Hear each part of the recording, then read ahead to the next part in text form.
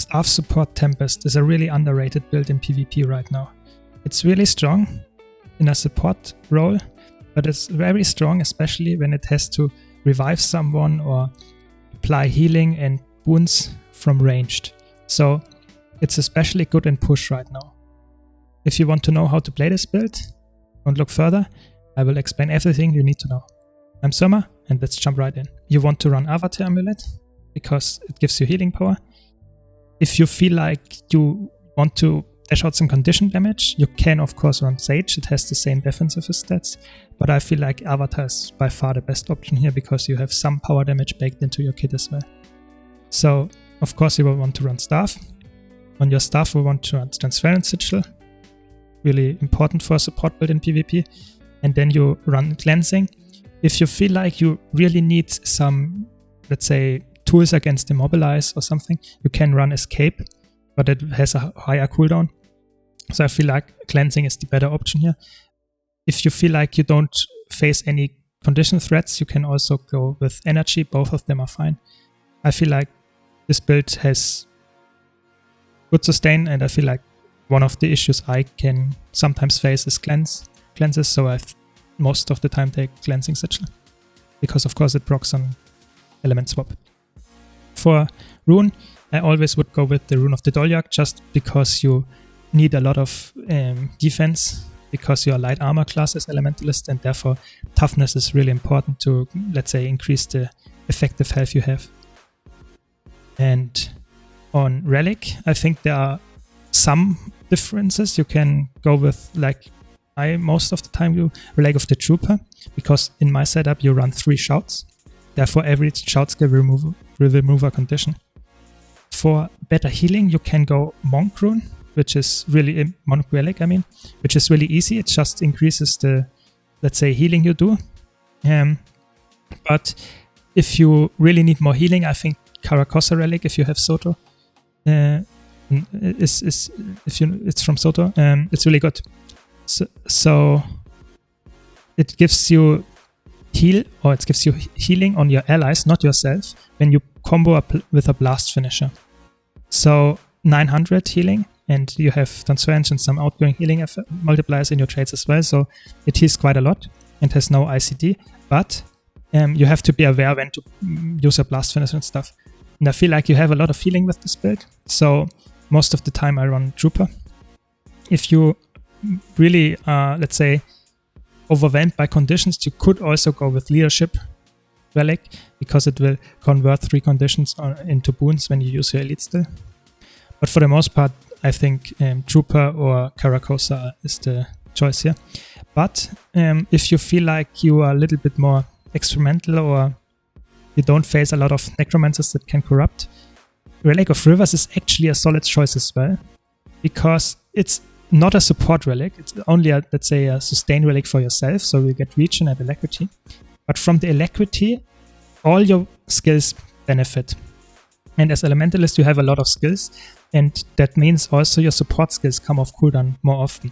So I feel like if you can't, let's say, benefit from more condition cleanses or the raw healing from the blast finishes, if you feel like you can't utilize that well, Rivers Relic is actually a solid choice as well on this build. So that's it for the relics and the gear. Now to the traits. So I most of the time run the Earth variant.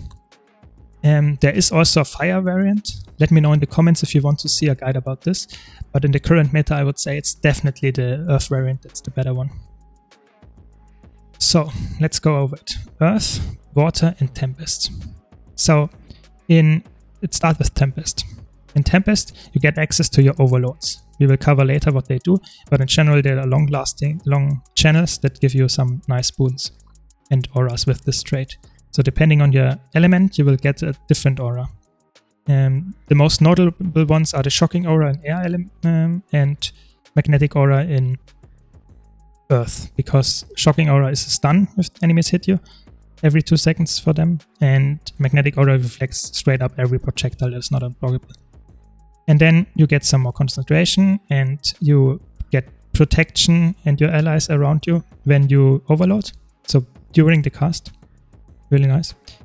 And also protection is more effective, so it's almost 40% damage reduction instead of the 33. And you of course have to take Harmonious Conduit, because otherwise your interrupts with a channel of over 3, almost 4 seconds is too long, and therefore you can be interrupted very easily, and therefore you need stability application when you start casting it. Also the swiftness is nice to get out of some AoEs or something, because of course you can't dodge while you channel. And then you have the really important trait here, Elemental Bastion. So every time you apply an aura to an ally or yourself, you will heal them for 800 plus the outgoing healing modifier you all have. And also you get some passive frost aura, but that's not the most important thing here. It's the healing from the aura. Now to water, because water and tempest is what really is needed together. So you get some passive healing when you're on water around you. It's nice, but it's nothing special. Then you get some healing when you swap into water. That's actually not to be underestimated, because it's almost 2k heal. It's quite nice. So it's a burst heal around you. And then, like I said, here's the outgoing healing modifier and some more recharge reduction on your water skills. Really important, because your water skills is the most healing you can provide. And then you have stop, drop, and roll. 10-second internal cooldown, so let's say every second dodge or something, you will remove burning and shield from you. And also from allies. So it's really, really strong, because burning, yes, nice, it's a contact lens, but chill is what, let's say, really makes this build struggle. Because if you are constantly chilled, all your weapon skills, all your skills in general will have a higher cooldown, you can't move. That's what kills this build. So always try to watch when you have chill, so to remove this. Really strong. And when you do attune to water, you get 1 condition cleanse from you and the allies. That doesn't seem like a lot, but you attune a lot to water, of course, and therefore you cleanse a lot of conditions by doing that. And then, very strong trait here, powerful aura. Every time you grant an aura to yourself, it's also shared to your allies around you. 600 radius, so it's guaranteed almost that they will get it when they are close to the conquest point. Really good. And this is especially strong with the unstable conduit, because of course you get only this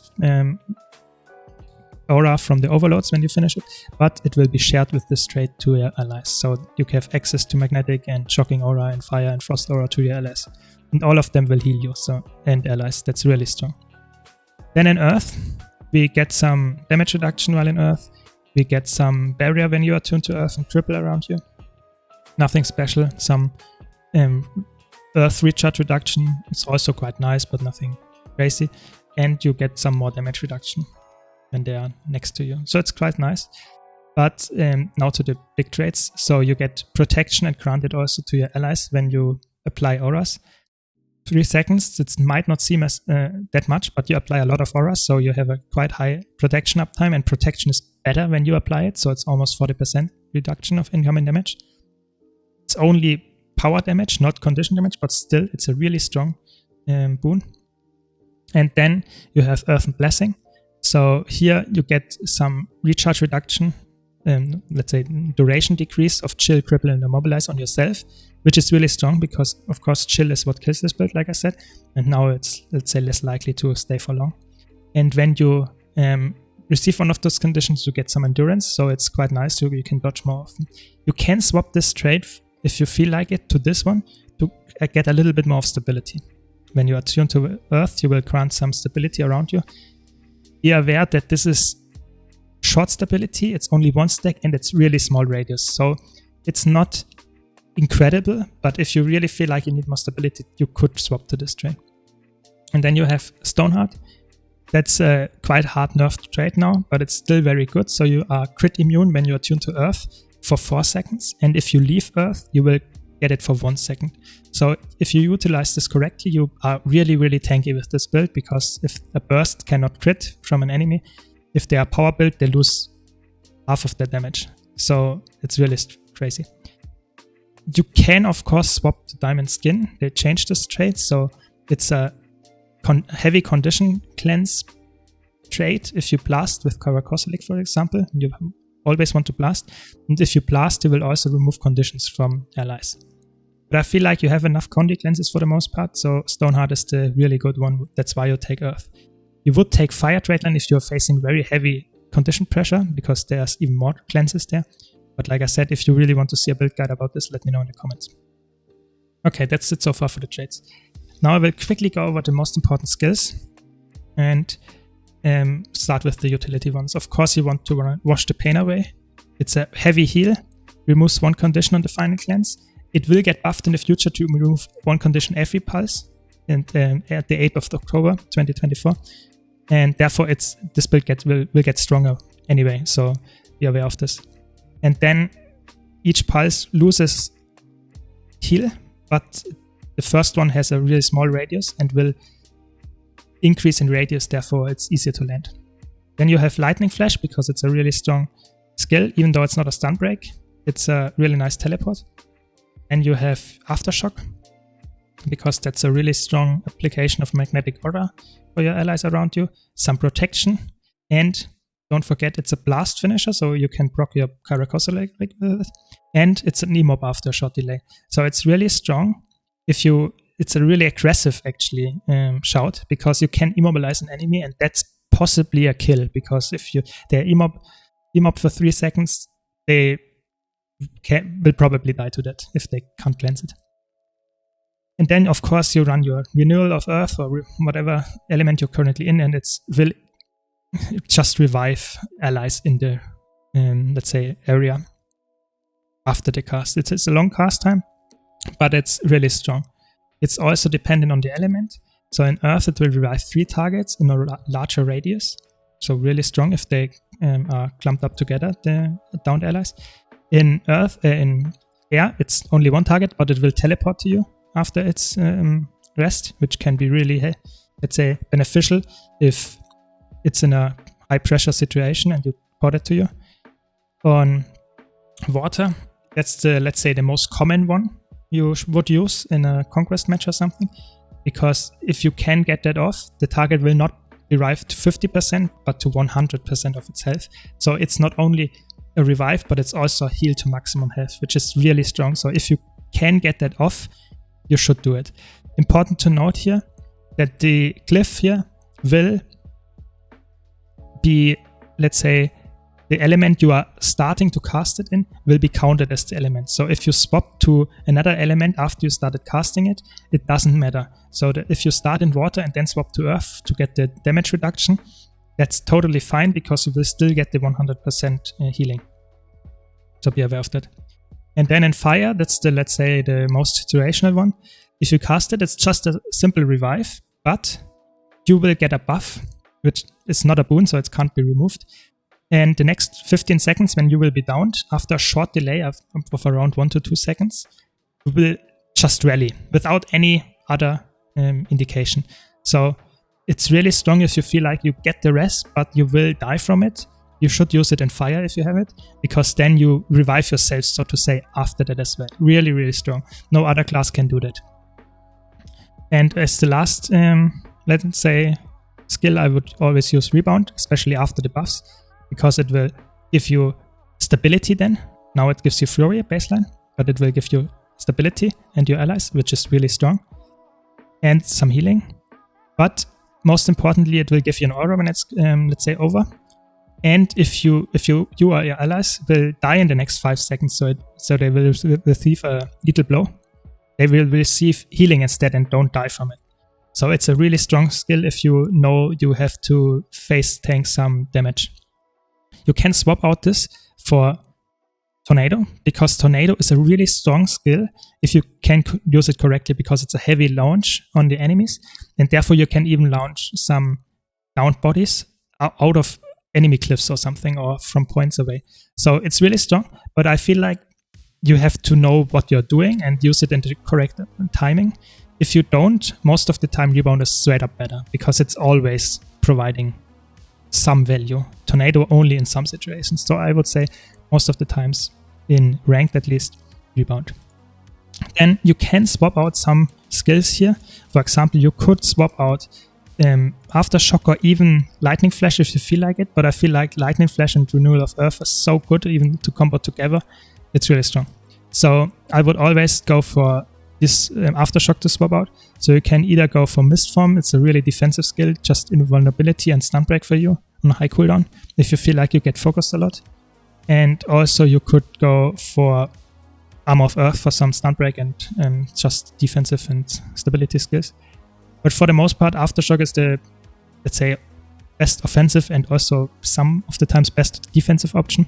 If you really feel you are in a very competitive match and all your allies know what they are doing, you can go for Earth Shield, because Earth Shield is straight up a really, really good defensive skill for you and your allies, because it has an immobilize, pull, some reflex blocks, gives you baseline some defense with the stats, but also, most importantly, it will give you a 3 seconds invulnerability skill. So really strong if you know what you're doing and your allies also know what they are doing.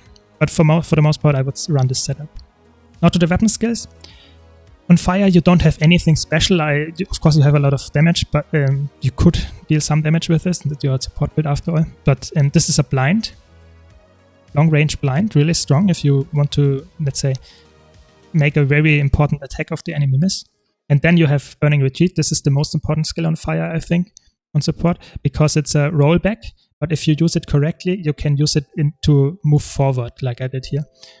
If you want to see more about this, let's say, how to use your settings correctly and stuff, be sure to check out my settings guide, which also, let's say, explains how to use the nice retargeting of weapon skills and, of course, also instant targeting skills like the revive and teleporting. So be sure to check that out, because it's some very important tips about LA Mentalists' revival potential, and also they are about phase keys.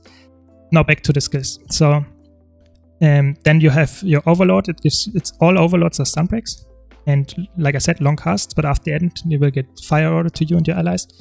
When you cast it, we will get stability, and you will give some protection around you. This also gives some might, and there's a fire field. So this is also a fire field. So you have 2 fire fields here to blast for might, and also with Karakosa Relic some healing. And then you have water. Auto attack heals a bit. All of the skills and stuff are really long range, so 1200 range. So you can do that very easily and land all of them, let's say, for example, on push when standing not on the node, and heal very strongly on the node. Also apply some very heavy CC. We get to that. Then this is a blast finisher. This is a water field and some very nice healing. This is a ice field, so you can combo it with your blast to apply Warrior Frost Aura, but it will also grant Frost Aura by itself. And it's an unblockable chill for the enemies, really strong. And then you have your Healing Rain. This is the most important skill, because it's a heavy condition cleanse. And pulsing, actually. 3 pulses every time 2 conditions removed. And it will also grant some more healing when they are removing conditions. And it will grant some heavy regeneration. So it's a really overloaded skill. It's also a water field for 6 seconds, so you can blast it for even more area healing. Those 2 are water fields. And the Overload Water, be sure when to use it, because if you use an Overload, your attunement recharge will be 20 seconds, not 10 seconds. So therefore, if you use it, it has to be worth it. It will pulse condition cleanse around you, and at the end it will be a very bursty final heal of almost 4k, or more than 4k with the outgoing modifiers to your allies. Really strong, and it will give some regional vigor as well. So the air skills are not that important. The force skill is really nice. It gives some super speed and swiftness, and also will remove, let's say, movement impairing conditions. Really good for your allies and you. But the best skill is definitely a static field. It will be an unblockable stun in the field. So if the enemies walk through it, the, let's say, lightning wall, they will get stunned for 2 seconds, even if they are blocking. Really, really strong. And then you have your gust. Your gust you can also do while running away behind you, like I did just here, to knock enemies away from you. But it's a projectile, so it can be reflected and also blocked. The Air Overload is just a really nice damaging skill. It's a lightning field at the end, and you can blast it, of course. But blasting the other fields is more beneficial. And it will give some fury, and it's like I said, a very nice damaging skill. And it will give Shocking Aura at the end, so that's the most important part here, the Shocking Aura. In Earth, you have a blast finisher with the 2. And an Immobilize on your 3. It's a projectile, but your 5. But if you land, it's really nice.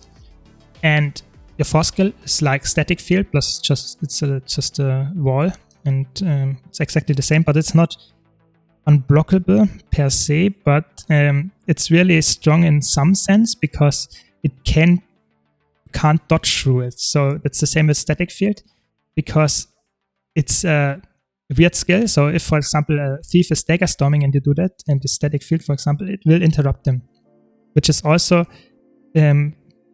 true for the shocking aura. So if you have shocking aura or an ally and they are hit by an evading enemy, they will still get stunned. So it's a weird interaction there. So you can use that to your advantage.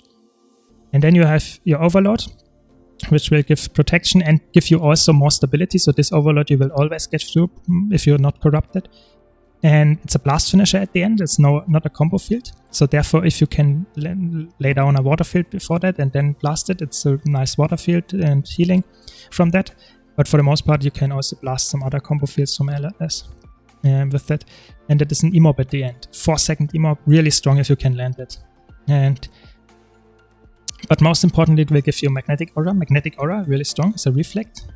But if you transmute it, so if you use it again with this skill, so if you give yourself magnetic aura and then you use it again, you will give AoE stability, which is really good. And you can also get this from Aftershock and, of course, from the Overload. So every time you get magnetic aura, this skill flips to the transmute skill, and you can give stability around you. So really strong.